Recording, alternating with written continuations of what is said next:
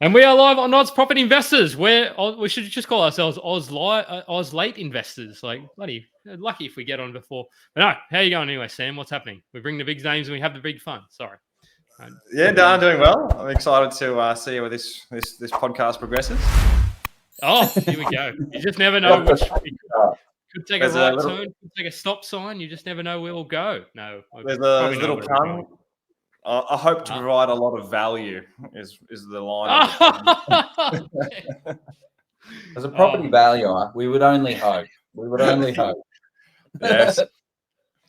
I think we just should finish the podcast after that. Not going to get any. This is the big not going to get any. Right? Like I was thinking about this today. What is the most important thing about property? Well, it's getting it for the right price. Like valuing property is the hardest thing to do. And you've got to be able to stack it up. It's got to actually work as a deal. And where people mess up the most is by overpaying for the deal. So I'm excited to learn how the pros do it. How do you actually do it? There's a few secret sources that I'll hopefully throw out there for people to understand. But yeah, there is definitely a bit of a it's a tough path to walk. You know, like you've got the competition pushing you up, and then once you get under contracts, then you got the valuer coming in, looking at past sale results, and then they might not stack it up. You know, there's risks there, and they could crush a really good deal because they don't know that present heat in the market. So yeah, it's an interesting time from a valuer to even buying property. There's different mindset shifts for sure. Yeah. Well, we'll unpack a whole heap of this. How are you, Jeff? How are you, mate? I'm just reading about somebody putting a post about some pineapple or something about because rates are going up next month. Apparently, we hear inflation is hot, Joe. So it's hotter than a Wollongong spring day, which is not very hot. So anyway, no, I'm going well. It's I had to get a jacket out, and it's getting into the back end of spring. So I'm just thinking, what the heck is going on? What is the world coming to when I have to wear a jumper or a jacket in spring? But no, anyway, let's put aside my gripes with the weather. How you going anyway, Joe? What's happening? Mate, live my best life. I'm trying to make it happen. Out there in the market is so great. Trying to buy a property right now, I do not know what in 6 months' time is going to be like. If this demand keeps up and the lack of supply that is on the market right now keeps up, I mean, we said this 6 to 12 months ago that it was going to be crazy, but now it is absolutely mental. There is so limited stock online or available whatsoever. People are just holding off and not listing their properties, which is putting there's a lot of buyer demand out there from owner occupiers, from investors. So it's interesting to see. It's an interesting market to be playing in. That's bloody for sure. You know, but anyway, you know, I think though, like things are never normally as bad as what you think they are, and they're never usually as good. So in 6 months' time, it'll probably be it might be tough, but probably won't be as tough as what we think it'll be. It might not be as That's what I like to think. I just kind of try and keep it. It's always changing, Jeff. It's always changing. But there was a piece that I was looking at today that there's another 315,000 migrants expected to hit Australia in the 23-24 population. So what do you reckon, Joe? It's going to add more fuel to the fire? I reckon that's going to make my life a lot harder. When there's 100,000 more people, there is 26,000 dwellings in Australia that are not built, that needed to be built. Stock is limited. Australia keeps pumping people in, and we don't have enough houses for it. So it makes. I don't know. There will be a shift though. It won't just continue because, like a lot of things, life pretty much just goes in cycles. So because what will happen is there won't be enough jobs for these people there won't be enough job creation. So unemployment will go up. So that's my sort of which in turn. Sorry, man. Well. It's because if they can't create the jobs, but anyway. So tonight, we are talking about art, property valuation, art versus science. It's going to be an absolute. So people throw in your questions because everybody asks, well, how does a property valuer get to that number? How do they look at that? So we've got a treat for you with Sam Powell from I'm going to call him HH from Hello Haus. He's an in-house kind of valuation guru. I don't know if I can call you that, but I just did. So, so key insights on how a valuer actually values property, and then how somebody who's sort of is out there about to buy a property looks at it, because I think that's important, because to determine and distinguish the two things, and then how to look at a value add from a valuer's perspective as well, because I think that's important because we love a good renovation value add. So is there anything I missed, Joe? Anything we need to going to be covering off?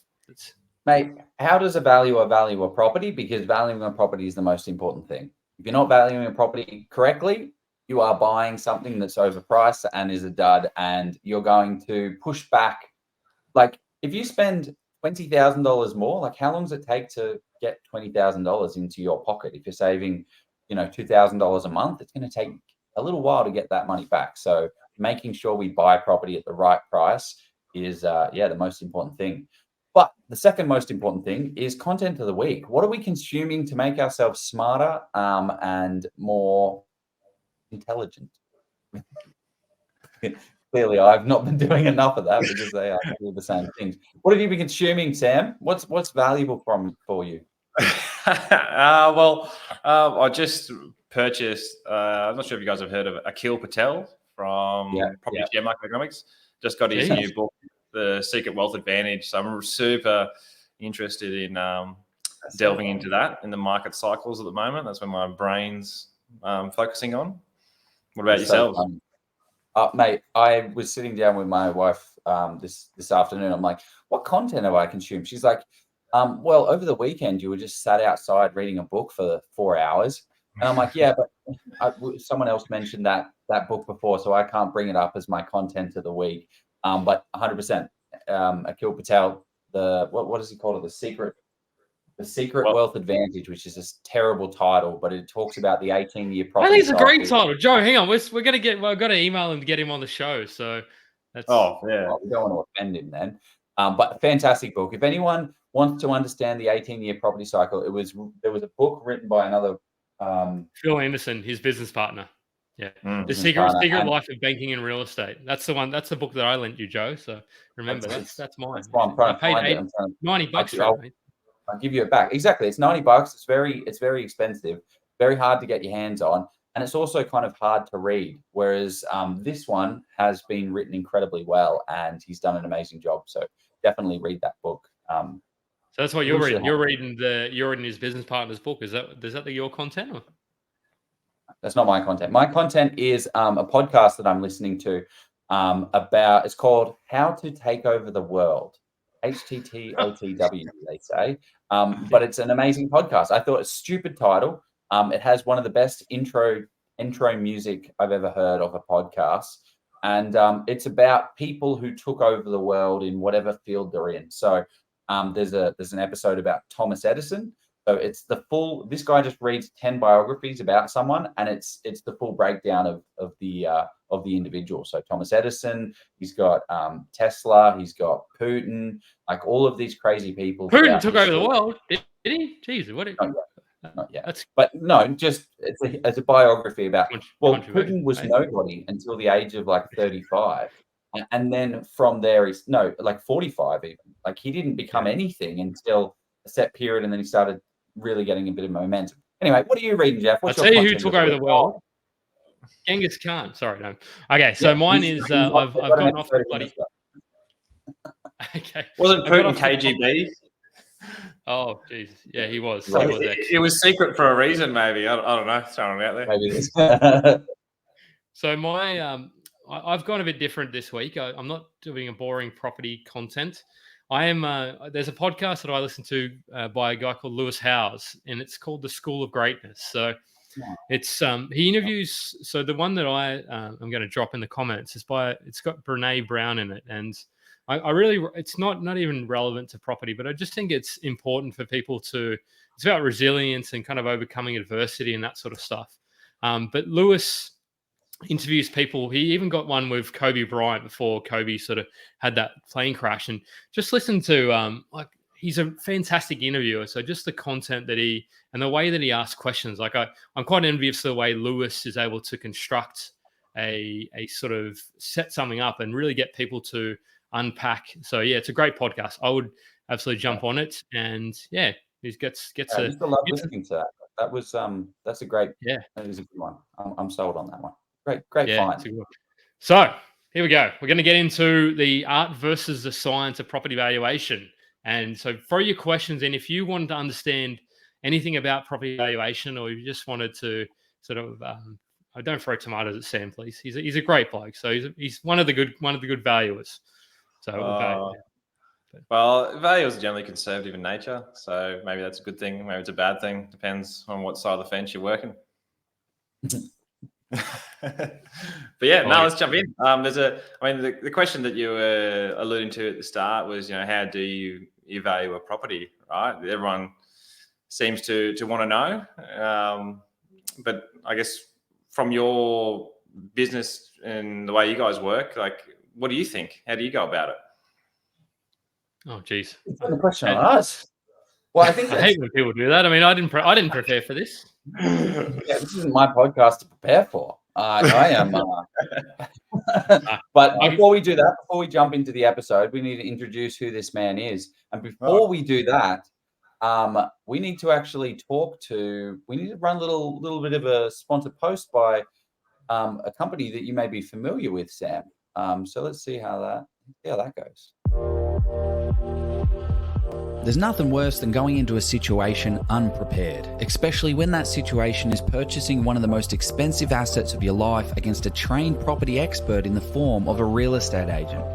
It's a scary thought, but it is a skill that can be taught. Do you want to learn how to become fully prepared when buying a property so you can get out there, buy your dream home or investment property without the fear of actually messing it up? Scott Agate, the founder and expert property negotiator at Hello Haus, has been helping people buy their properties by stepping in and negotiating with the agents and saving his clients tens of thousands, and in some cases hundreds of thousands of dollars.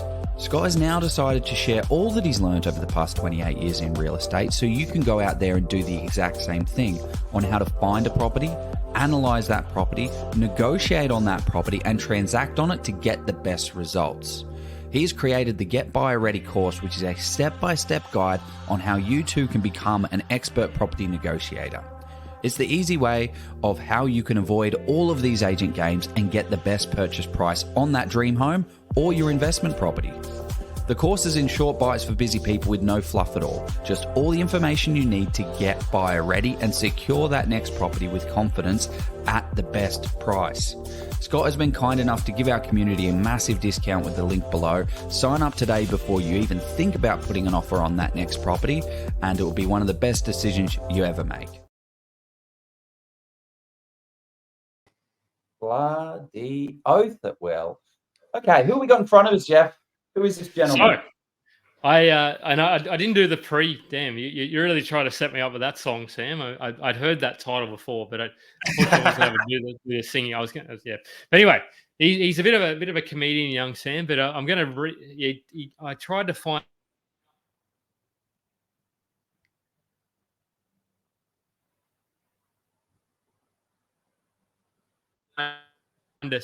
My computer looks, but damn, this is awkward. It's coming up. So Samuel Powell. It's a very powerful name, but no. So you are a qualified property investment analyst, and you've got. I think you've been a qualified valuer for what over? I was going to say over 10 years, but is that correct? How long have you been about? Oh no, you've been close to it, very close. Yeah, well, I'm trying to think back. Yeah, close to 10 years in the valuation industry. So started. You got to do the property economics degree, and then you go down that path of being a valuer, and then you make senior valuer after 5 years of doing that, and then just keep learning and growing. And I love the property industry, and it's definitely as you say, it's an art and a science, and you're always constantly learning on that front. There's always a challenge every single day. Every property is so different, Yeah. I see you had, we don't want to necessarily mention specific companies, but there was a company that produces a report every month, the Property Clock. What did you, was that an interesting sort of, did you have much input into the Property Clock, or, obviously you wouldn't have, obviously, but did you sort of, Good question. So each week we'd gather around and we'd assess our target market that we're working in. So for different firms, like the bigger ones that I work for, you have patches, right? So you become real niche and specialize in certain areas. So you report on that, the market conditions and what you're seeing, whether it's growth, neutral or reduction, and then the demand in that region. And then you present that to the office of all the other valuers and the directors each week. So we have that meeting, and then we all go around the room. So it helps us understand that local government area in a real quick snapshot. And then once a month, I'd write a piece around my market. And then what the directors do is use all that information, and then they basically put it all in their brain, summarize it, and then they help contribute to that property clock. So interesting. Yeah. There you go. I didn't expect such a such a very methodical process from analytical, maybe. Analytical, some would say. So that's all baked. So a lot of the data for the property clock, and for people that don't know what we're talking about, we're talking about the Heron Todd White newsletter that they send out. I think it's monthly. So that's all like from property values. That's how they come up with the clock, is asking everyone in their little region, where's the market moving, what's happening, where's it going? And that's how they come up with the clock. Yeah, along with obviously other industry professionals that they liaise with to come to those confident figures. But a lot of it is just boots on the ground and knowing that that market, and then it just filters through. Interesting, very interesting. We could have a whole conversation about that. But the first question we love to ask people, because I'm pretty sure we broached you about this, about your first property investment. How did that all go? How did you get involved in buying property? Oh, well, always been interested. Was just that classic person that spent his 20s trying to travel the world and have life experiences. I'm a big component of living that life. But my first investment, it came in a way where it was an owner-occupier with the intention to flip into an investment. So did my data research, understood my local market, bought a property with, it was medium density with up to 7 stories height limit. It was a duplex pair that my mate and I went in together, owner occupiers, and then I flipped it into a investment after, the plan was 12 months, but then you get comfortable living near the beach, and then ended up staying there for 18 months. And then I moved into a family home because I decided to start having children. My wife and I started having children. It's 2 to tango in that front. I didn't have the child, right? I just did my one part, and then she did everything else. Or Demi DeVito, twins. No, but that's super interesting. I don't know if we ever heard somebody say, Joe, that they've gotten into their first investment like as sounds like a bit of a joint venture to some extent. Yeah, I don't think I've heard of anyone going joint venture for their first deal. So what does that look like? Oh, juicy, yeah. So it was there's basically it's a duplex pair. 3-bedroom was the one I purchased, and the 2-bedroom it was strata titled. So we were able to we negotiated on a site because it was technically either a development site or 2 strata titled units. So it was during 2019 when everyone thought that the world was ending because media was pumping people with fear about the election, and it was that opportune time. So I just pounced on it, and we've done really well out of it, and seeing that grow. But as a valuer, I mean, I spent my career driving around listening to podcasts about property. It's funny how I'm here now, but it helped me. I'm one of them now. Yeah, what a weird world we live in. But it was motivating. But you see it. It's like you see the wealth in property. You see people make smart decisions, and it's a lot easier to get your money to work for you, so you don't have to work for the money, right? So that was that mindset that I went into. It was always that investing mindset. My past before property was in financial planning, so I used to work for one of the big 4 as a financial planner. So it was always. I didn't see that on your LinkedIn. Jeez. Keep that one off there, do you? Well, I finished my degree, then I worked in development for a year doing feasibilities, and then I went traveling. and then came back, and it was still that GFC type period where there was no work in property. So I got into finance and worked my way up, and then realized that it's not my passion. So went back into property.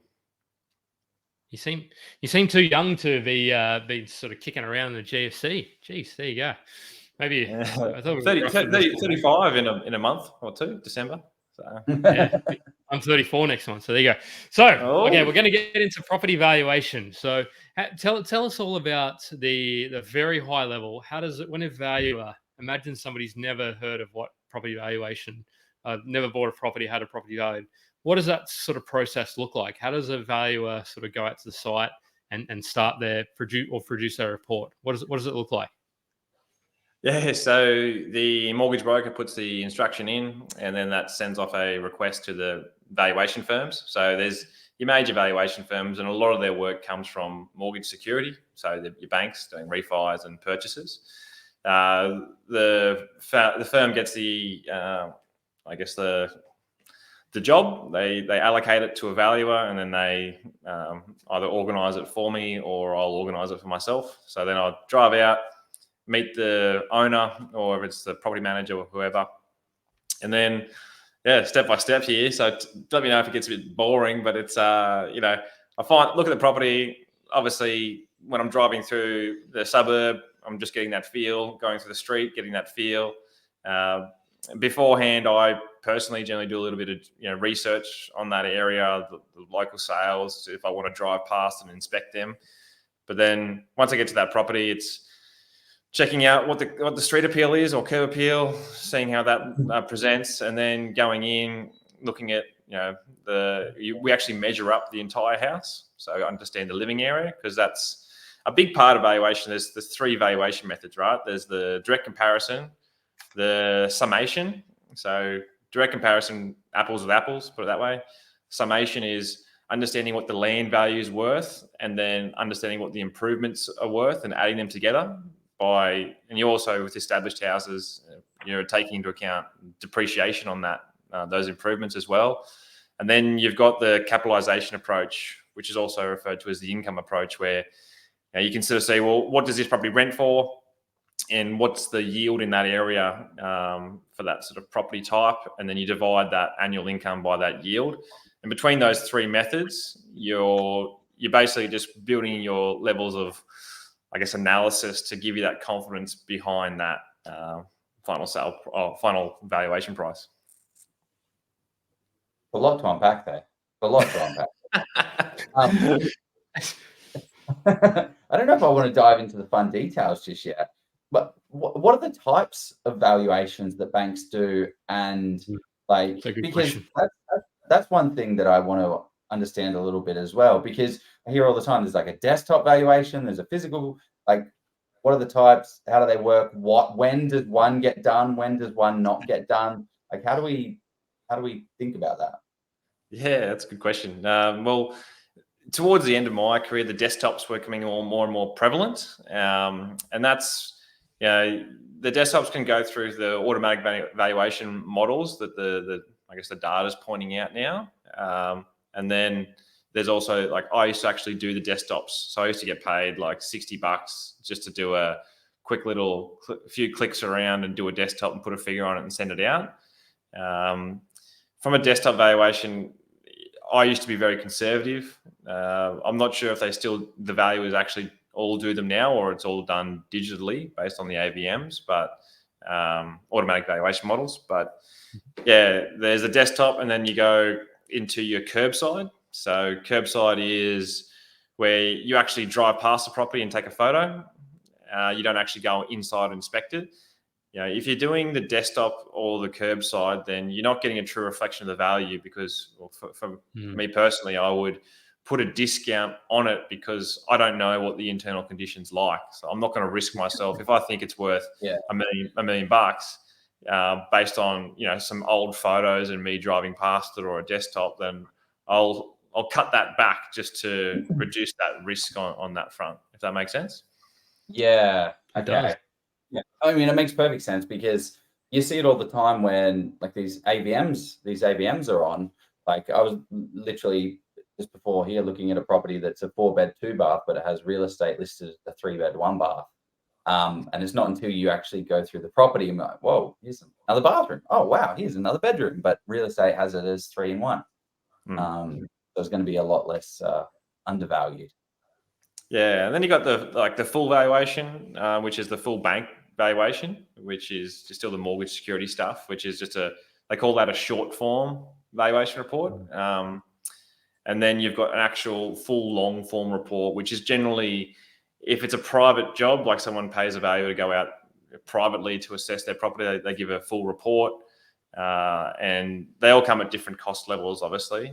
The full report's more extensive, but the valuer is still using the same methodology, whether it's a short form or a long form.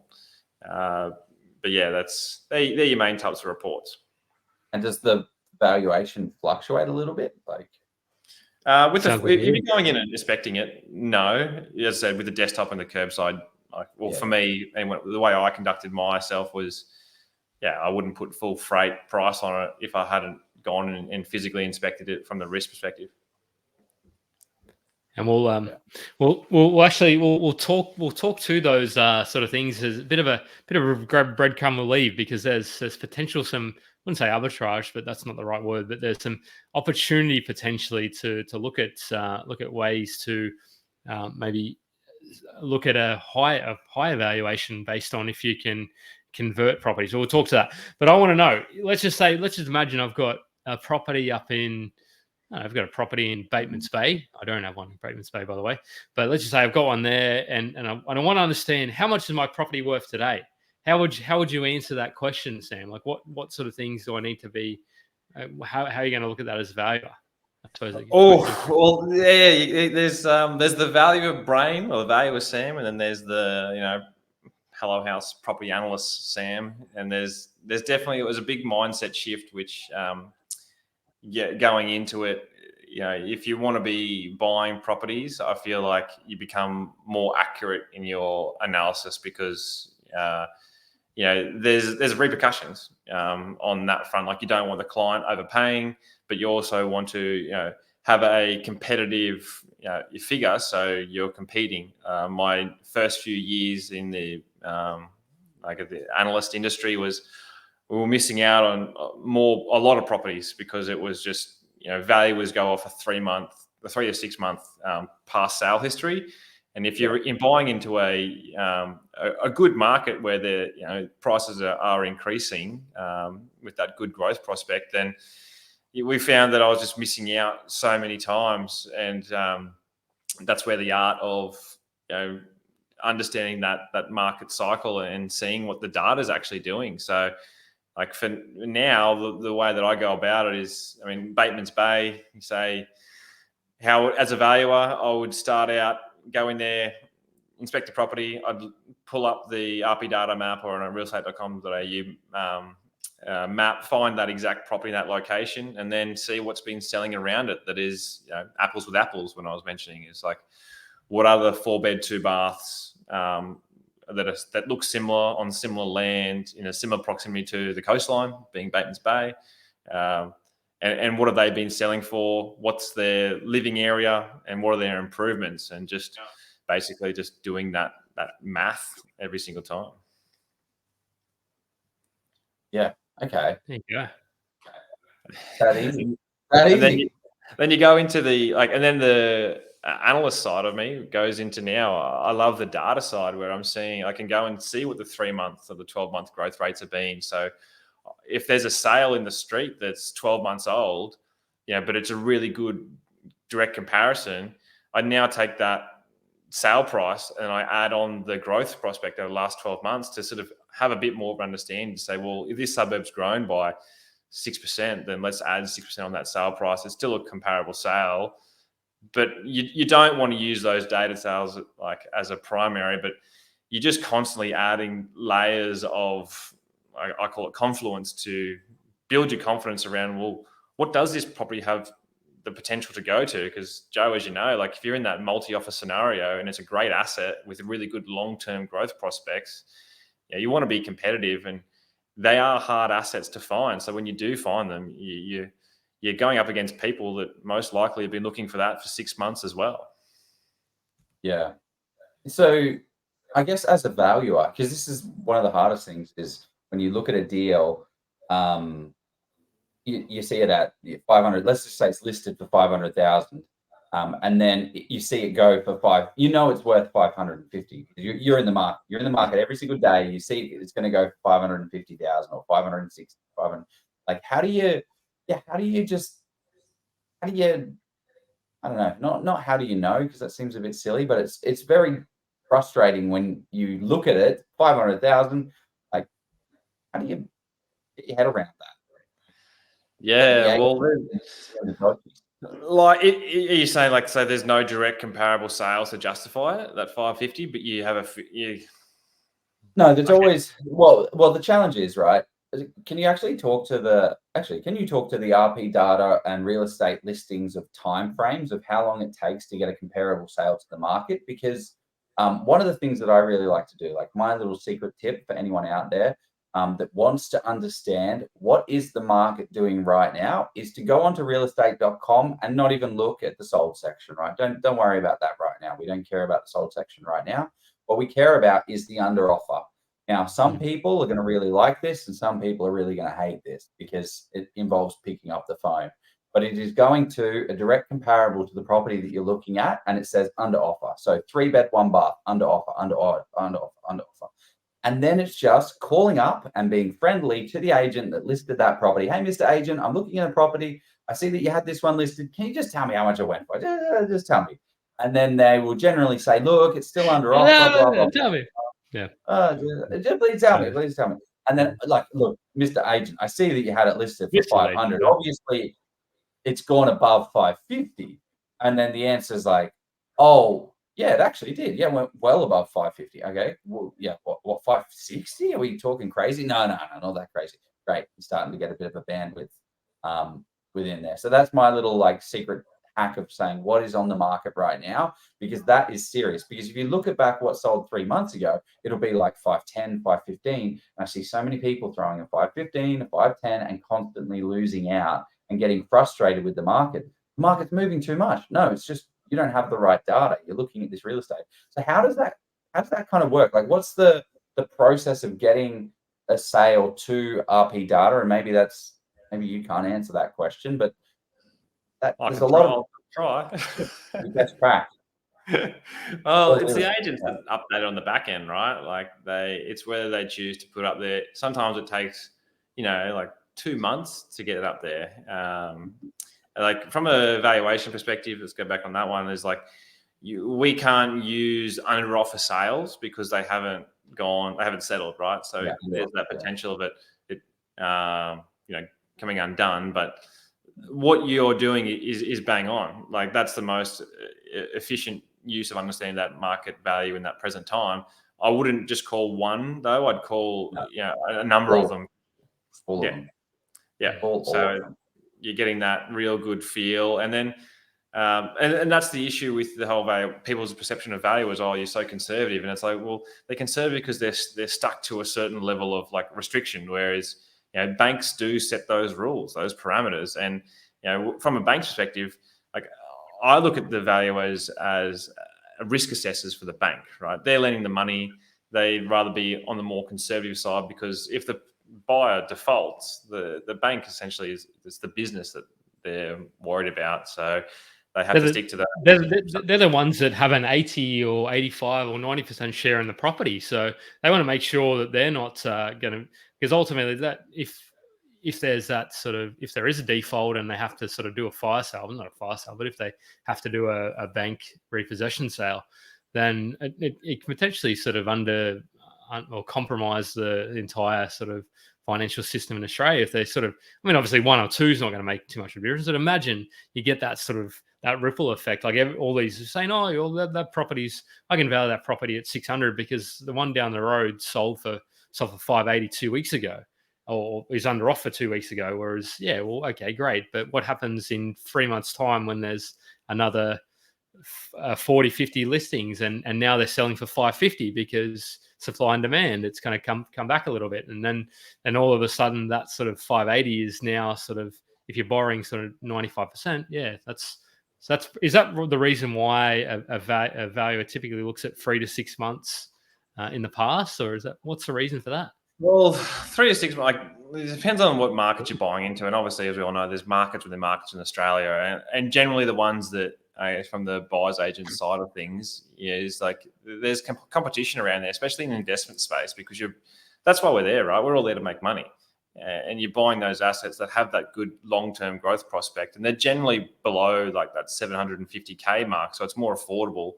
And there's a strategy around that why you do that, right? Like if more people can afford it, if you do see recessionary times, people sell out of a $1.5 million home, they still want somewhere to live and have that comfort, so they go to those lower price brackets.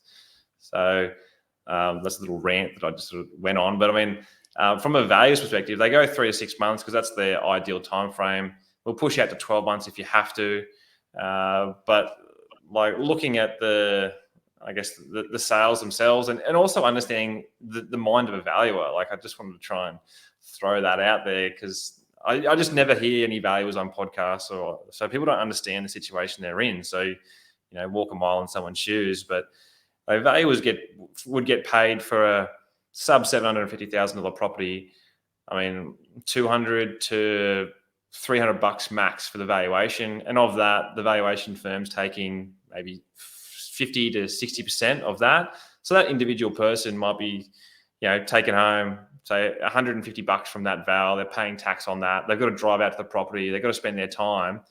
It's not a time-effective process to be as accurate as you would be as a potential buyer. Like I was doing 8 to 10 valuations a day, right? Like you just in, you're out, you move on to the next one. You do the best you can. It's a different mindset. Is what I'm getting. I think I've got a solution, Sam. We need robots. That's the answer to the question. Not the answer. We've got robots. We've got RP data. We've got realestate.com. Smart robots, though. Smarter robots. And there's these AVMs on some of the. Like, how do you feel about these AVMs that the computers do in terms of pricing? There's a big push for it. They're wildly inaccurate. Would never lean on them. But they're definitely getting a lot better. And there's if you're finding properties that are all very similar in that same location, that's how they get more accurate because they've got better data to collect. And then if it's recently been sold, say to a year, 2 years, 3 years, when they're adding on that growth rate, it does help because it's like, well, market value is what something's like. The definition of market value is willing buyer, willing seller, local agent, arm's length transaction, right? So like when that transpires, then what those AVMs are just looking at that suburb growth data, adding that on, and then also assessing what other, say, 4-bedroom, 2-bathroom houses are selling for in that area. It's collating all that data and spitting out like a range. The issue I find around it is just that people are going in and they're putting offers on things with too much confidence on these AVMs and not doing the hard yards of, as you said, Joe, calling up the agents, understanding it, doing your research, maybe paying a bit of money for information. It's hundreds of thousands, often millions of dollars that we're dealing with. Like, spend a little bit of money or get a little bit of help. It's going to save you every step of the way. Yeah. There's a good question that's popped up. How do you know if the market valuation is off? Oh, well, that's a subjective question. Everyone feels like their properties are worth more and the buyers think they're worth less. But if you feel it's wildly inaccurate, then that's a good point to sort of hit on is like you do your own research, do your analysis. If you can put together good comparable sales that can justify that the values are wrong, and don't get me wrong, they're just people. And with that, as I say, the time constraint, they may not be as accurate as possible. And that doesn't reflect them as the individual, but it reflects you as the homeowner because that's affecting your borrowing capacity, what equity you can use. So I would definitely say if you feel it's off, then order you can get the valuations checked. So you can order a dispute on that valuation figure, like through your mortgage broker or directly through your bank. Your issue that you're going to find is that valuers are stubborn and very hard to overturn it.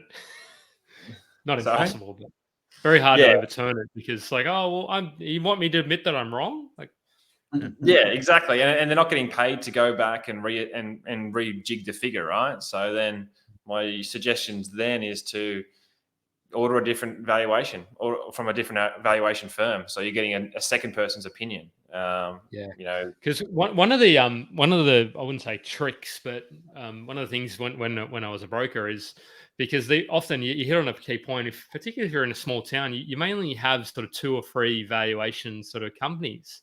So then you say you're in CBA and you go to, I don't know, Liberty or Pepper or one of those sort of other lenders, and they say, oh, well, they get the same valuation guy or girl to go out there and sort of look at it. But what you can, I don't know if this is, brokers correct me but what you can do is you can look to sort of pick, some lenders will allow you to pick who on their panel you go to. And not many, and that was my sort of understanding, because in that way you can sort of say, rather than if you only got 2 people on the panel or 1 person, you're going to get the same person. I think you could be in trouble trying to just going to send the same person out there to get roughly the same result. Yeah, with banks. I mean, I used to love it. I used to get valuations, and it might be with 3 different banks. That's like the dream, and it's the same property. So I get paid 3 times to do the one report and just copy paste, and then you're done. So that was a profitable day. Joe had a question there. He had a gold question, I'm sure. I had a gold question, but I've slipped it. Yeah. I think your audio is a bit off again. Sorry, Joe, I didn't tell you, but I think it's a bit. Yeah, sorry, man. I've just listened to it, but this is an interesting question. How do you estimate the intrinsic value? And what is intrinsic value? Like, is that the value that's worth to somebody, or like? Yeah, I believe that's intrinsic value from my perspective is, well, you can't put a figure on human emotion or what someone's. They might live in that location and wouldn't want to spend, if they have opportunity, they wouldn't want to spend any $1.3 million to live where they live, but their house might be worth 800 because they just love that spot and that front. So it's very difficult. You just got to go on, direct comparables, and then if you're restricted there, go on the summation, which is what's the land and what's the improvements, and then doing the best you can is to keep putting all the figures in place from that front. But I mean, developers, they might see a lot of value in that site, from what they can do with it. So they'd be happy to pay that premium. So it can go both ways as well. Someone's given us an acronym, VRAs. Does that mean anything to you? Evaluation risk alerts. Yeah, VAR. Well, I believe. I mean, what does that mean? What is a VRA? So we do risk assessments. So you're looking at, what risks are there for that potential property? Like, say, as an example, if there's power lines within 50 meters, you have to flag that risk, and that basically on the back end, the banks want to know what risks are involved in that property. From that point, I'm just looking at, can you talk about that, Sam? Yeah, so the risk ratings are just as important in a report as a valuation figure. They're hugely important. Are they? Okay. Because I always just thought they put those in there just for, not to, but I often wondered what that meant to the value, the valuation number they came out with, because I looked at them just okay, I don't know what relevance that. Yes, it's nice to know that my property might be close to bushfire zone or whatever it is, but how does that impact what my property is worth? What's the connection? Well, if there's higher risk in the site, then there's less demand, or people there's not the asset is not as high quality. And then from the bank's perspective too, it affects your borrowing capacity. Like with that power lines example, banks won't lend any more than 80% on that. So if you're trying to buy that, it could be a great asset, but you might not have that 20% deposit to go through with it. And even with the livability, if a place isn't suitable for rent, you've got to flag a valuation risk alert and outline potential costs. But there's a method in that too, is there's all different tips and tricks. So a really good tip from that is, if you're trying to buy a property that is, someone's gone in and trashed it, but it's still a great asset and a great site, I'd say go and get a builder to go in there and give you a formal quote, and then get the property valued on an as if complete basis. So the valuer goes in. Yes, I love that one. That's a great one. Yeah, remember that one, Dean Parker, who went to that, and he told us you could do sort of that training in Sydney. You were at that one, were you, Joe?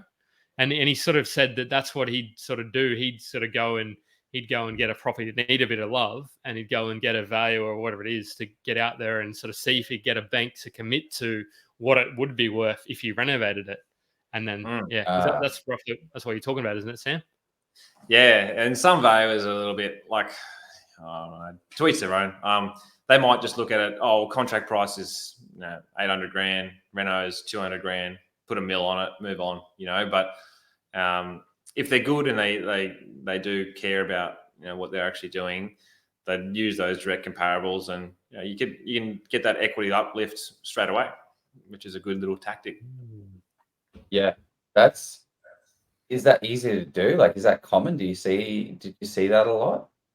No, not from a purchasing perspective, but I'd do a lot of valuations back in the day of, people want renovations, so they'll provide that formal renovation quote, and then has to be by a licensed builder, and then I'd go in and I'd assess the plans basically, and then what they're planning to do, and then the difficult part is you want to get the best quality drawings and like, I guess, a digital display of what it's going to look like, so you can help the valuer visualize what it's going to be. Sometimes you just get a big list of, these are all the things that we're going to do to the property, but not particularly helpful though, is it? It's just a list. Yeah. So one of the things you're talking about there is risks. So what are the types of risks that are out there? One of them was power lines. Like, what are the things that as an investor I should look out for that the banks are going to get? Yeah, well, I mean, I'm trying to think back to when I was doing all those short form risks, but market risk is one of them, isn't it? Is a market environmental was obviously that, and then what's environmental? What's it? Well, that's like the environment they're in, so fire, flood, flood, things like that. I mean, the suitable for rent. I'm just trying to. Yeah, I probably should get. I can't actually get access to the reports that I've done. I can't distribute them legally, so it would have been good to sort of filter through. But there's generally 4 key risks, like the valuation risk alerts, that they go through, and you allocate where you see that risk for that potential property type. So it could be that it's undulating land, so there could be slippages which you need to flag. A multitude of different reasons. If it's within, like, another one is if you're near an abattoir, you can get like pollution, smells, like even the environmental goes into. That's why I never buy that backs onto a state-based road. You get that pollution, and obviously from a growth perspective, it's pretty rubbish. Backed onto an abattoir. How many abattoirs are there in Australia? Probably less and less these days. We got to eat, True. Yeah. There's one in Wynnum Hemet region in Brizzy. I remember driving past it. You smell it. You can't unsmell it. Oh, jeez. Unsmell it. So somebody, or not somebody, but you mentioned one of the common things that you're asked is how often should you get your property appraised? Like, what's your way you answer that one? Yeah, well, from a valuer, I'd say, from an analyst as well, from anyone. Every second day. Get a job. Get it every year. It gives a little bit of time to grow. I mean, you don't want to deal with random valuers walking through your house every second day. It'd be a pain in the ass. But I like to say every 12 months, mainly because, you can reassess your mortgage rate. Shop around with different lenders, get a better borrowing capacity. You get that growth, and then you can have that decision on, well, if I've got inbuilt equity into that, what can I do with it? And then you start making those more educated decisions rather than just sitting back on your couch thinking I could probably buy an investment property, or you got to get those hard figures. So one of the things, like when I think about valuation, is should I provide the valuer with my own in-depth analysis of this property and my thoughts and the stats and the backup and a big report that I make for myself? Should I provide that to a valuer, or will they just throw it in the bin and say, I know how to do my job? Or is it worthwhile? Like, I don't know. Once again, it depends who you're getting involved with. I mean, for me personally, I'd brief over it, have a quick look. but I wouldn't pay too much attention to it. With every valuation, there's an estimate that gets put in from the broker or whatever. Yeah, obviously get those, and they always seem to be very high. And You mean my property's not worth $2 million? I say I'm all for it. Like, aim high, because then, like, the value is going on that perception. You think it's 1.2. They can't justify anything over 1 million. They might be more favourable on that front. It's better to aim for the, what do they say? Shoot for the stars and land on the moon. I'll take it. I think this is a technical question, but I want to know, because it's important to, maybe it'll help people to understand, what are the legal requirements on a valuer, because what are your obligations as a valuer in Australia, at least? Yeah, well, that's a good question. That's sort of leaning into the side of why there's conservative valuers on that front, because they can get sued. Every valuation that you do lasts up to 7 years. So, wow, 7 years. Yeah, so Jesus. like a valuation that I did like 6 years ago, I can still get sued for, right? So we've all got professional indemnity, and you have to hold that professional indemnity for that full 7-year period once you exit the industry. The firm holds it for you, so you don't have to get it out of your back pocket. But I came up during the GFC time, so I was doing those retrospective valuations, and this does happen, right? Like in those downturns, I was valuing properties in, say, 2012, 13, and then I was I think I was an assistant back then, but I was valuing them in that sort of teen period back in 2010, 09, and I was like seeing what sort of figures people were putting in on those properties. Like 06 was rife with just like that kicker in growth, and people just throwing money at properties, 2006, 2007. So what banks would do is like, well, someone might pay that, say, $2.2 million, but there's no comparable evidence to justify 2.2 other than the heat in the market at that time, and an emotional buyer, as we talk about. Like, in those environments, you're missing out on properties over and over again. You get the shits with it, and end up just throwing an extra 50 grand, 100 grand at it just to get the deal done, because the agent's playing games with you, and that's their job, right, to get the highest price. But people don't understand the psychology of actually the deal, because they don't do it every day. But I was going back and I was going, well, a value has ticked this off at 2.2 million. There's no sales to justify that figure. So I was going in, well, it was probably 2 million and 50 at best, based on all the comparables that I can see. And then the bank would then go and take that and sue the value of the difference. Of the difference. And then $50,000 is a lot of money. Oh, Jesus. Well, generally there's like and this is all just sort of like pie in the sky figures, but as you hear about on the way, like, they won't sue you unless there's a couple of $100 grand to be made out of it, right? It's not worth it. It's not in their best interest. Only the lawyers make money out of it. So if you've got a combination of valuations from a firm, they'll probably do a group assessment and then go after you. But it's very rare. It's just that when you've been involved in that and you get put up on a stand and you get grilled by these law firms, it's not a pleasant experience, and it sticks with you. So, have you been grilled before, Sam? Oh, no. I haven't been put up on a stand, but I've definitely been, gone after from a valuation. Like, I was doing a commercial valuation. It was basically an industrial site with multiple tenancies. Yeah, long story, but it was the value that we put on it. It ended up, they took that figure on the contract price, because they took it to auction. They got, like, the highest bidder was $7 million, and then they didn't sell it at auction. They took it back to market. They ended up, the agent got one of the buyers up to $7.25 million from memory, and then we valued that at, well, it's $7.25 million.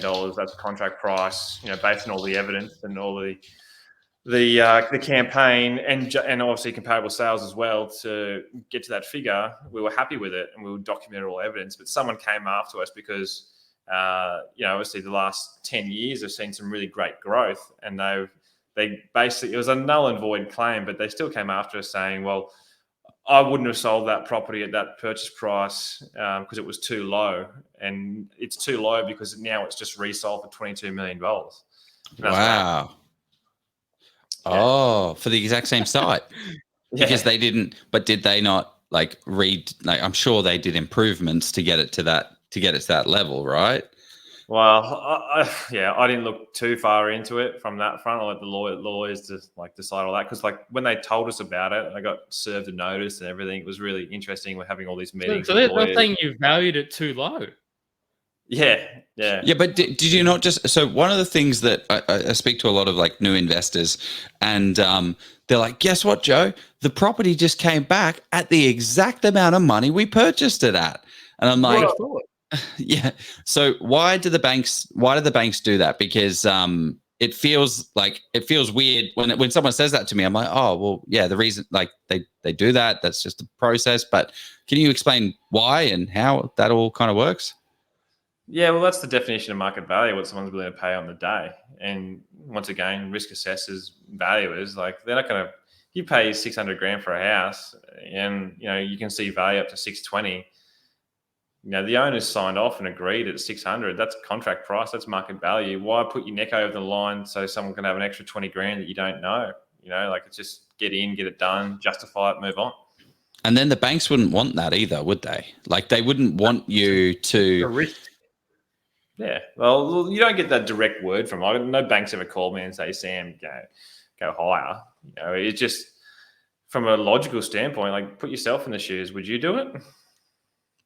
Would I risk more for? But then by the sounds of things, you're risking a little bit by giving it the amount of money. Like at that story you just told me, that guy came after you because you sold it for X, and they sold it 2-3 years later for Y. No, it was in Burley waters, so Burley just went absolutely bonkers over the last few years. But it was like during that low period of basically the bottom of the cycle around 2012, 2013, where there was just no buyers, right? Like everyone was just scared to the crap because they just went through the GFC. Those that bought assets were still depreciating, so there was just not a lot of buy demand. And then you see this influx of like that sea change and the big population boom into the Southeast Queensland market. And then obviously zoning rechanges. Like this site, it's an anomaly, but it was phenomenal. And they ended up getting $22 million for it. And then for some reason, like we all sat around the table, didn't really make sense other than someone was unhappy and a lawyer saw an opportunity to make some money to put a claim in and charge someone a fee to go down that process. So when we rebutted the claim, we haven't heard anything from them since, and that's been over a year now. So it's kind of been like, well, what a waste of everyone's time. But yeah, people. That sucks for you as well, because you're not even in that business anymore. You're not even a part of that, and you just get a call. Still liable for 7 years though. 7 years. Yeah. But I want to know. I want to know about. Sorry, Joe. Do you want to ask more questions about that? Or I'm interested in, because this is a potentially spicy one. Maybe not. Maybe it's spicy because Joe's a big fan of them. Off the plan. Like how did you kind of not big fan at all? Invest heavily in high land supply areas. You'll do really well. Yeah. No, don't do that. That's the clear opposite. But so how do you come to that sort of, how do you value an off the plan kind of purchase? Like when you've, depends on, that's a tough one, is it? Oh no, it's easy, man. Like you just get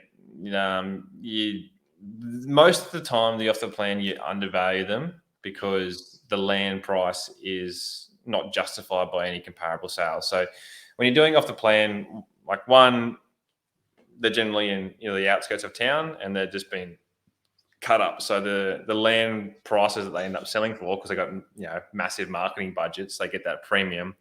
We can't justify it. But you basically get the contract price for land, contract price for the building. You put those two figures together and then you try and find existing comparable sales in that region. If you can't find that existing comparable sales, then you justify your figure based on what you can, right? So a lot of that comes is that, that surrounding area, most of the land sizes might be 800 to 1,000 square meters, and then you got this land subdivision going for 300 to 400 square meters, but at the same price as like if you actually looked around, you know, there you could have bought a block of land in that same region, but be 800 square meters for the same price.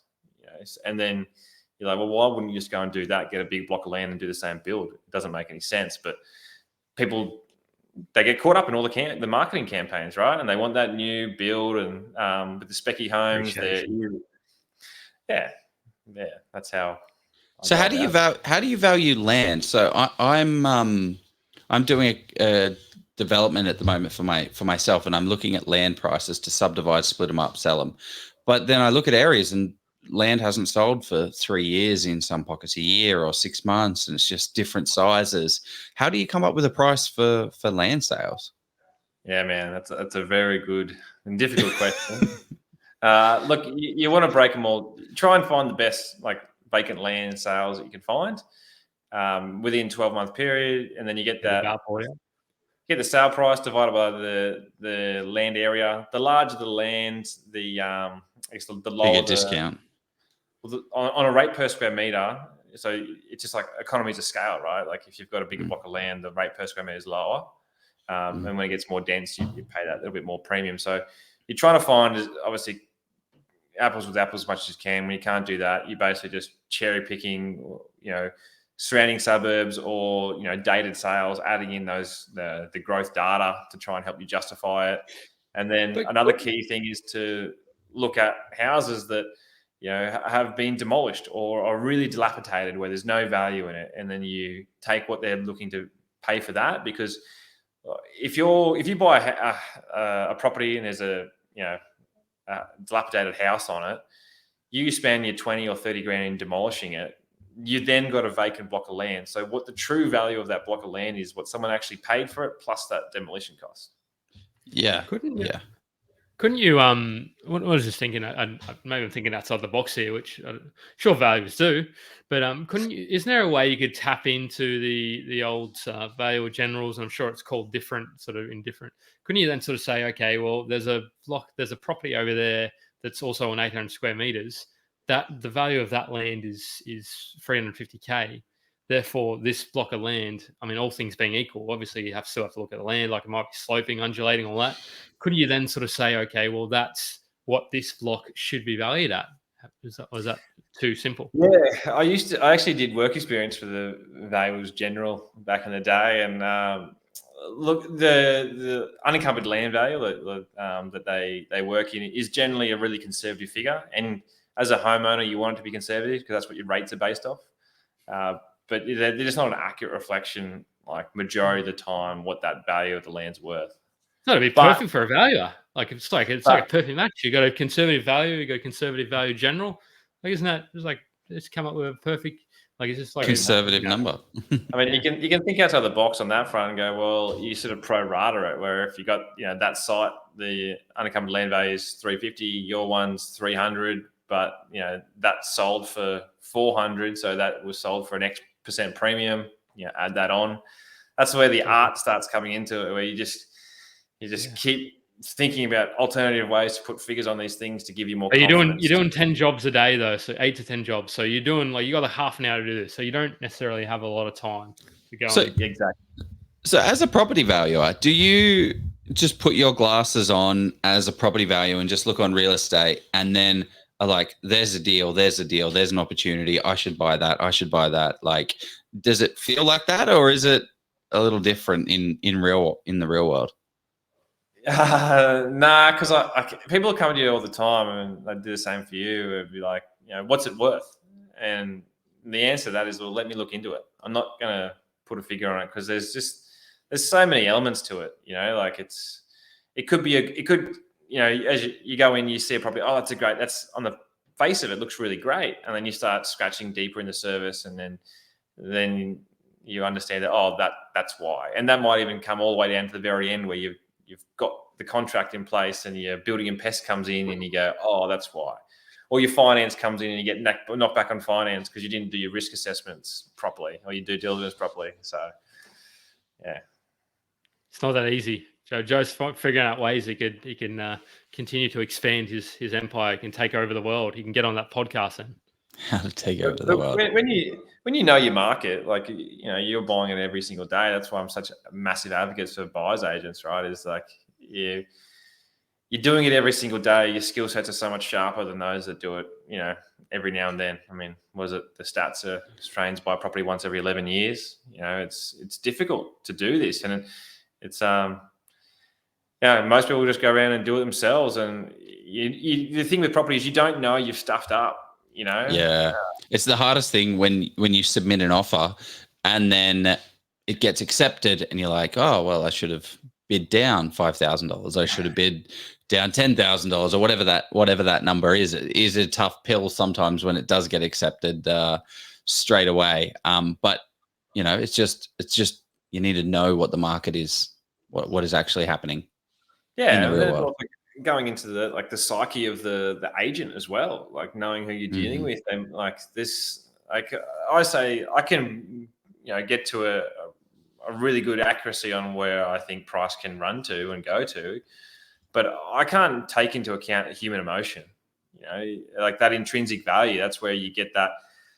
You know, those properties that go for that, you know, 10% premium than what you expected, and you're just blown away. But then the issue now is that if they're a cash buyer and they like that sets the precedence for what someone's willing to pay. So then that's the market, you know, that's that comparable sales evidence that goes through that valuers then use. And it's if it's a property that's been listed for sale and that buyer, it's constantly setting the precedence. So it's, yes, being in the market every day definitely helps. Love it. Well, let's run our second ad, and then we'll dive into more valuation tips. Anyone that has any comments and questions, throw them in there now, and then we can jump to some questions. Let's do it. Ladies and gentlemen, we have a special announcement from the master of commercial property investing, Steve Polisi. I love commercial property. Get ready to have your minds blown as Steve is back, and he's got some pretty exciting news for us. Steve is unleashing his second sensational book upon the world, and get this, for the Oz Property Investors members out there, he's giving it away absolutely free. Yep, 100% free. Yep. 100% free for all property enthusiasts who want to learn and grow on their commercial property investing journey. But he's also added a little extra chili to make this deal even spicier. With this free book, you'll also receive a complimentary 1-hour strategy session with the man himself. Imagine a full 60 minutes with Steve's commercial and property genius dedicated to helping you master the intricate dance of commercial property investing. And who better to dance with the man who looks better than Patrick Swayze in Dirty Dancing? Don't know about that. Want to grab this offer? It's super easy. If you're live right now, click the link in the comments and secure it today. If not, grab your device, open up the browser, head over to polisiproperty.com, look for the book page, and grab your free copy of Steve's latest masterpiece. And when you're checking out, make sure to use the exclusive code OZPROP to secure the free book and also your free 1-hour strategy session. My only concern with this offer is that Steve's going to have to turn it off soon, as he can only do so many sessions. So if you want to secure your spot, do so today. Oh, nearly passed out there. That is a good ad. Well That's done. a very good ad. That is a very I'm laughing in the ad. background. I love that ad. I think they've done so well. One of the questions I had is around. So what's your role in Hello Haus? Like, what do you call yourself? Oh, just Sam. Yeah, You, isn't it? Like, you're like internal property valuer and acquisition specialist at Hello Haus. How does this role that you do now, valuation wise, differ from the role that you do as previously did as a valuer? Like, how do these two worlds differ? Because I feel like realistically, the Sam that's buying today is a little bit more realistic than the Sam that is the previous property valuer. Like, how do these worlds differ? Yeah, we touched on that a little bit before. So what I do now is obviously like look over the whole analyst department of Hello Haus, and by doing that, like I'm not valuing property. So to do an actual valuation, there's two different ways of looking at it. Like there's a valuation and there's an appraisal. So what I do now is appraisals because I don't physically go and inspect these properties. But with all the digital side of things now, like with floor plans and I guess all the the mapping and I can go and see what topography levels that we're working in, street view. It's really helps my world, right? But yeah, the appraisal side of things is how I put it forward. But just having that, obviously, the training and the knowledge as a valuer, I was doing the math the other day with my mate Jared, and I've looked at over 15,000 properties in my life, like valued them and appraised them. So I used to do, say, 10 a day for 8 years, or whatever it was. It adds up. And that's like, it's just one of those things that just becomes second nature because you do it so often. Pay rise for Sam. that's probably braided, isn't it? Not braided. In hitting on that, so that like the difference, whether it's Scott listening in, maybe. I don't think he'd be saying that. Scott's done it for. He's done the same thing, right? He was selling properties for 25 years. He's been in the industry for 28. Like it's just that level of. You do it so often, you get pretty good at it. And Scott taught me a lot coming out of that valuation mindset in that, interviewing the agents and grilling them and really getting down into, how they're positioning their seller and where the other offers are coming in at. There's a massive art to that. And that only has just come, it only amplified the skill set that I had. And now it's just like between the two of us and the rest of the team here now, it's just, everyone's got an opinion, right? And it's just sort of bouncing off each other. And, when you're dealing with people's money, it's pretty important to get it right. So, that's the shift that's gone through. So how do you get to, I don't know. I've lost my question. How do you get to market question. value, Joe? Is that a question? Like, what is the steps involved? Is that where you want to know the secret? What are the steps? What are the secret sauce? Give us the steps. How do we do it? How do we actually do it? Doing both, mate. You got to do your valuation mind was like the direct comparison, then looking at what the land improvements, and then looking at your income approach, capitalization. So what are improvements? What's an improvement? Like the house, like what's built on it. So shed, pool, house, like the 4-bed, 2-bath brick home that's on there. The land's just, if you basically demolished everything, that's the land.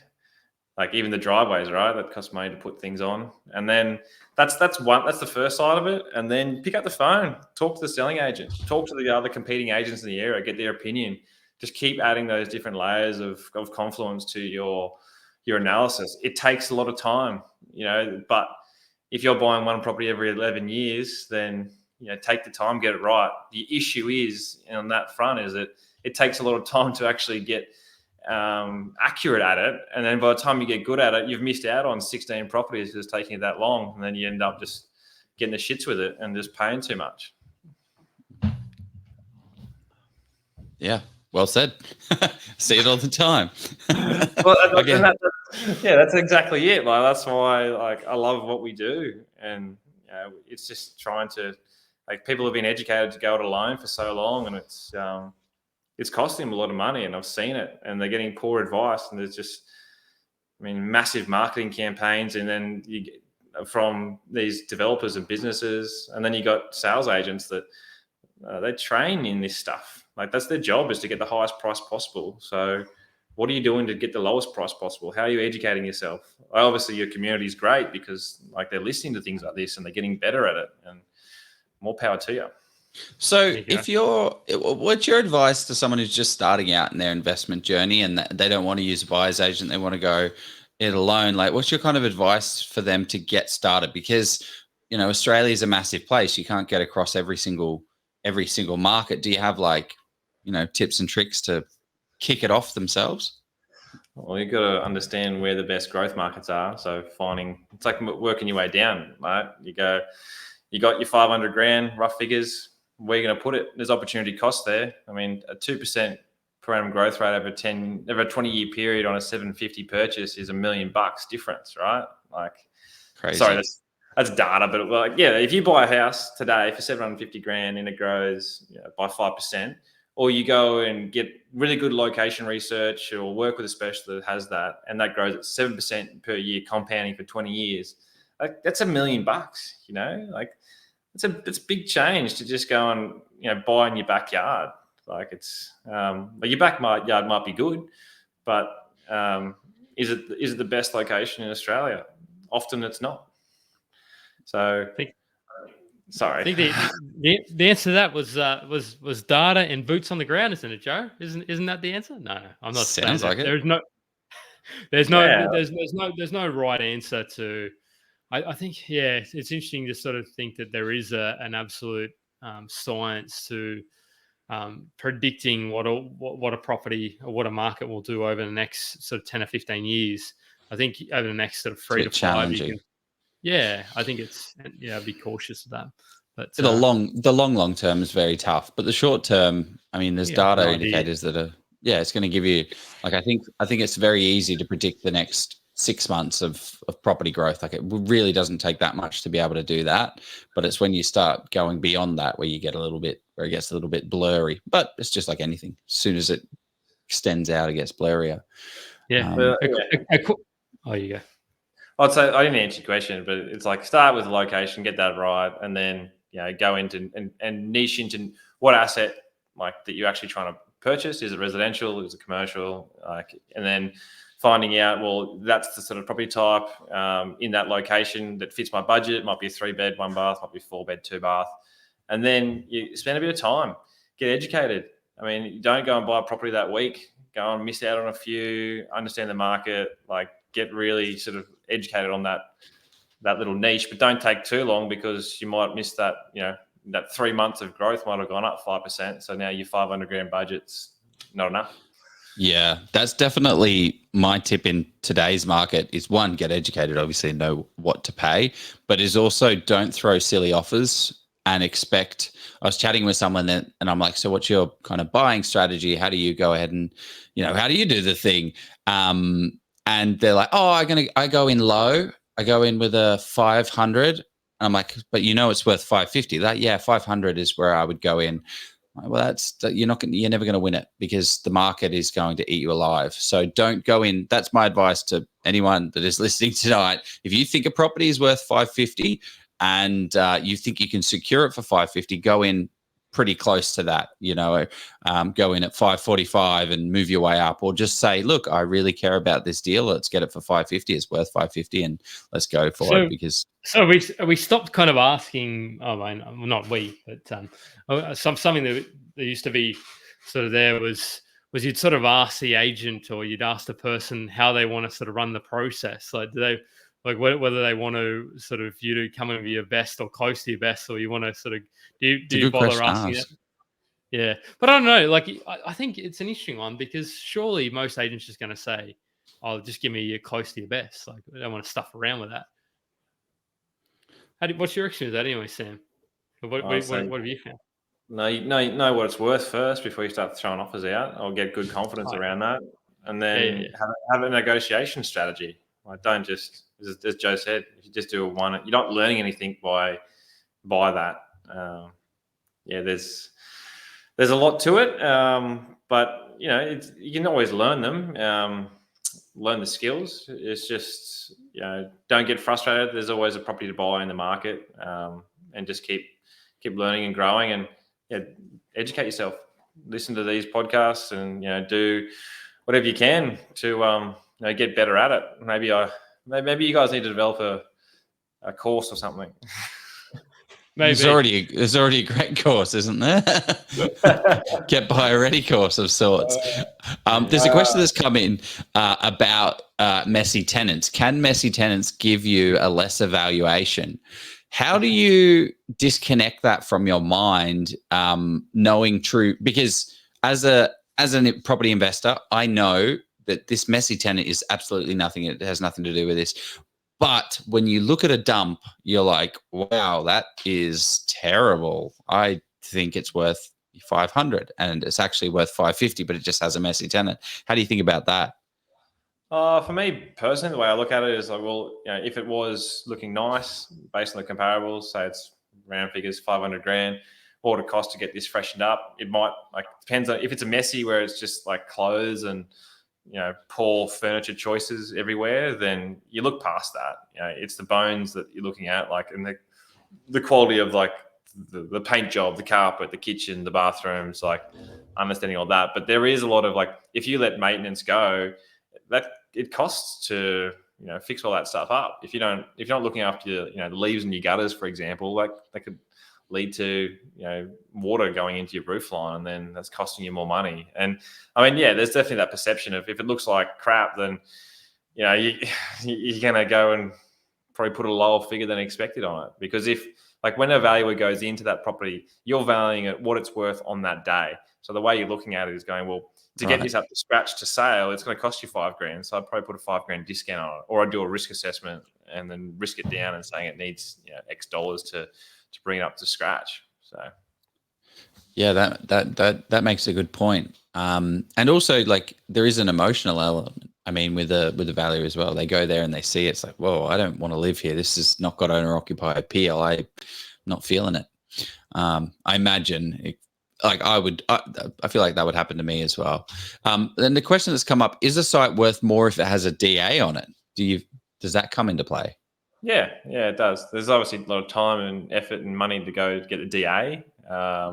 It depends on where you are in the market cycle, whereas what premium someone's willing to pay for that DA, because you can go get a DA on a property, but if no one's actually wanting to do that DA on that site because it's not profitable, then the DA is not worth anything, right?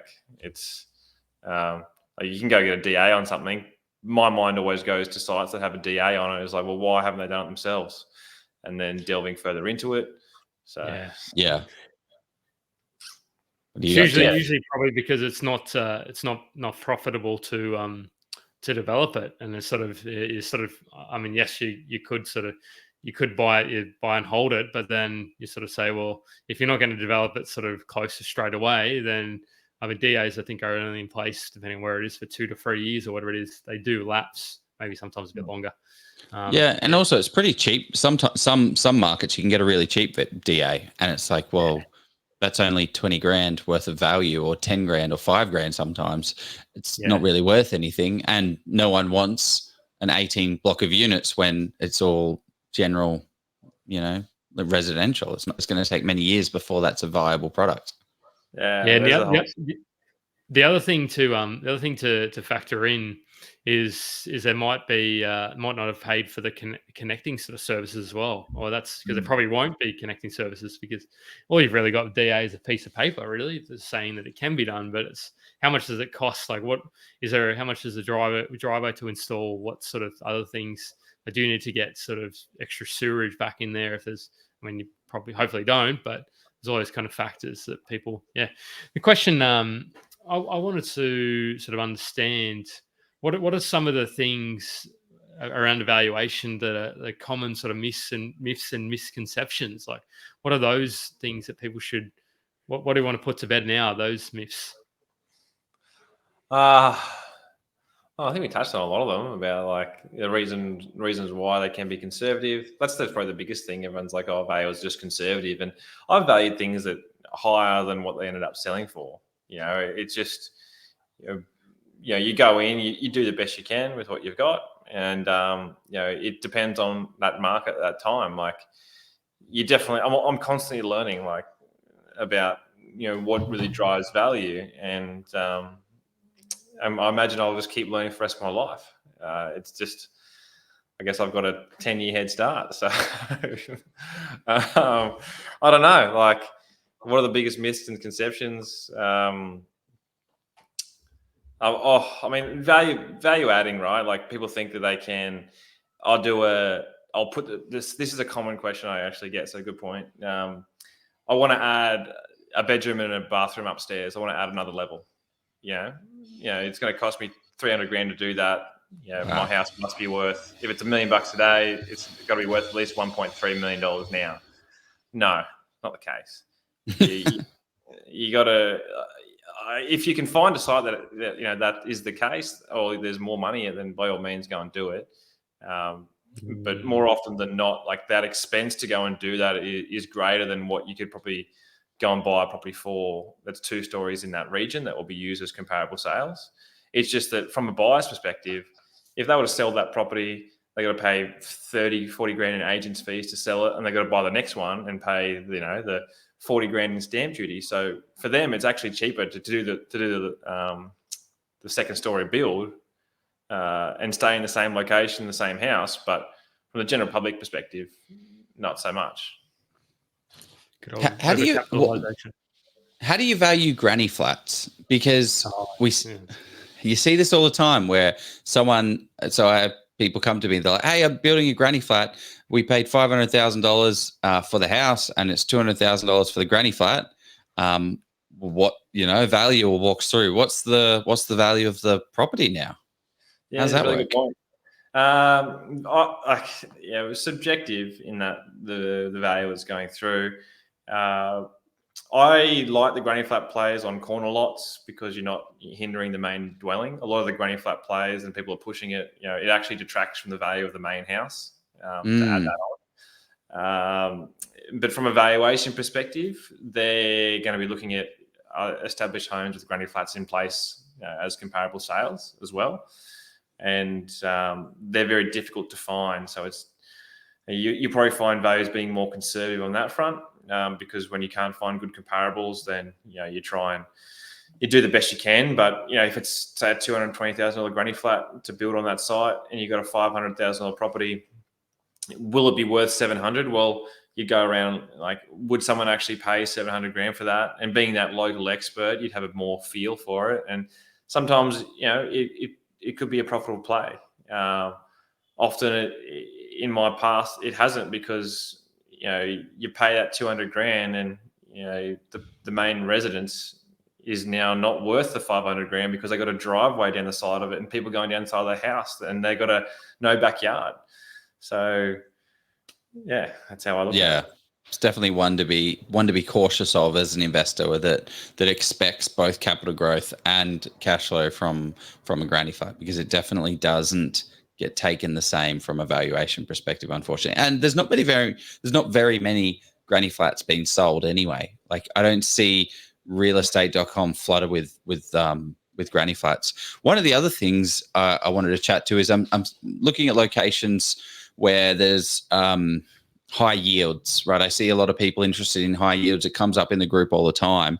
And I was looking, actually, I think we had a chat about it offline, Sam, about a deal that was, I don't know, 450,000, but had a 8% yield. And it's ridiculous. Ridiculous yield, but the value of the actual property was every day of the week worth 400,000, but the agent was trying to justify the price of 450 based on the yield that the house was getting. So how do you think about that play, like when it starts to turn from a residential valuation into a yield valuation based on how much return the actual asset's getting? Well, when you buy, say it's a low residential site, then you're using residential sales from that front. So the value is actually not looking at the income that's being generated of that residential home. If you want those income approaches, they mainly come in that the commercial play. That's how you do your primary check with commercial is your capitalization approach. But I use a capitalization approach as a buyer because that helps me justify properties. So I look for what those yields are going for in that area to justify that. But that property that we mentioned, like there's so many unique aspects to it. The risk from like the purchaser's perspective is, well, what's your end buyer going to be? Like your emotional owner occupier is who you want to be selling into. So I look at that, the yield, it's great cash flow, and if you can convert it, or it can be that house in the future, that's a really good play, and you get great income and good holding income. The value is in the land at the end of the day, and you can do a full reno, in 10 years' time and sell it off. But I'd also check what the agent's saying. Are those rents justified? Are they inflated with the current tenants?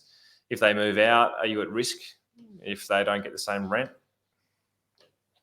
100%.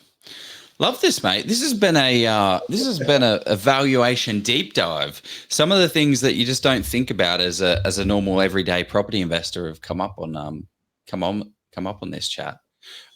Is there anything that we haven't kind of gone deep into that you're like, oh no, I wish we spoke about that? Now's your chance. Oh God, I'm not sure. You guys, hopefully, I've provided some kind of value. That's all I wanted to do. I mean, I'd also take into account and this is why the economic side of the brain is understanding the market cycles. I've mentioned that a few times here, and having someone who is entrenched in that, it gives you confidence on what you're actually doing. So like valuers can't do that. It's just more of if you know the market you're in and it is rising, you got that confidence, then I'd say to people, look at it from the big picture. I mean, most people sit back and go, well, if you paid $5,000 more than what you were hoping for, or $10,000 more than what you were hoping for to secure a really good asset, over a 10, 20-year period, it won't mean much. It's just that good quality asset that you can hold long term is what you're aiming for. And value is subjective. It's what someone's willing to pay for it on that day. So do your research, do your analysis, pick up the phone or talk to someone who does it every day, and just try and mitigate your risk as much as possible. Sorry, I want to get this one. This is a great. I think this is an interesting question. Is it fair to value an old property based on the estimated cost of building a similar house today and applying a depreciation discount? When you say depreciation, are we talking tax depreciation or what? Yeah, that's a good way to do it. Like so that's how I used to do it with you get your insured value. And so when you're putting in your rates per square meters, because you get different rates for living, outdoor, and garage, and then you got, what's a pool worth, whatever. And then you depreciate that over the time. So a house has a 40-year depreciation period from that point. But even after 40 years, a house has still got some kind of intrinsic, some value. I've got that word in my mind now. But I'd say that is a good approach. And that's your summation side of it that I was mentioning, is you're getting, if you're really struggling, it's well, try and understand what the land's worth. What would it cost to put that house on there today? How old's that house? And discount that back by, a reasonable percentage figure to help bring that confidence level in. A lot of people do go, oh, well, to build that house is $500,000 anyway, so I'm buying it for under replacement value. And I say, well, that's kind of irrelevant. I'm more worried what's that actual property being, what's it valued today based on comparable sales evidence? Because that's your primary with residential, is it's just direct comparables. Yeah, that's all you can. That's what you go off. Super interesting. Yeah, I didn't expect such an in-depth answer from that question. So that's great question. Yeah, good question. Whoever did that one. But yeah, there's I don't know. I'm not always right either. I said I'm always learning, and you try to do the best you can with what you've got.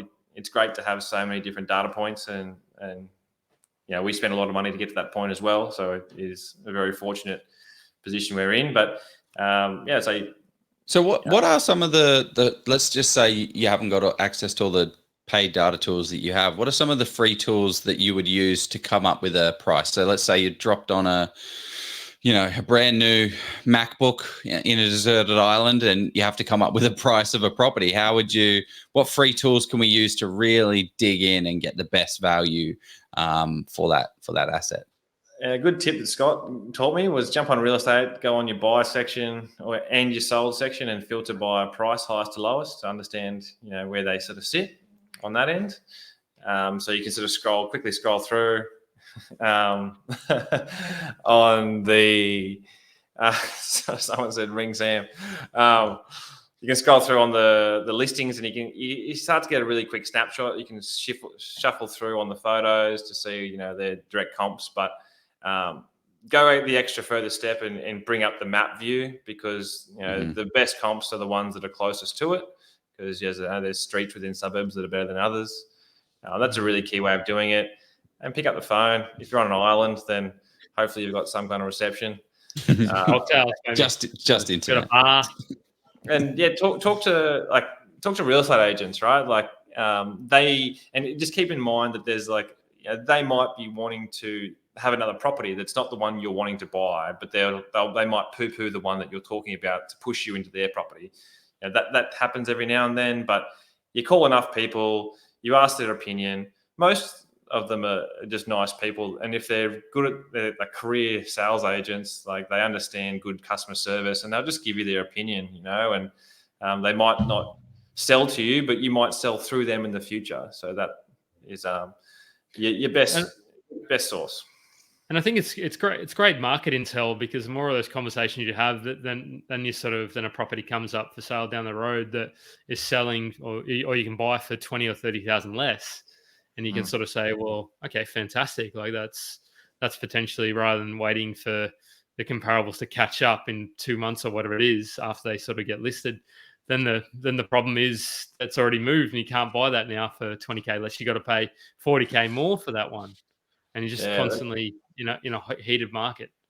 The next thing I'd say too is, like, this is what we do as well, is those agents. It's not a useless phone call conversation, because you can ask them, do you have any other similar properties coming to market? That's how you're going to find your pre-markets. There might be something off market as well. Like if you're seriously keen on buying and you've got a buying window, then you want to talk to as many people as you can. Yeah, you got to pick up the phone.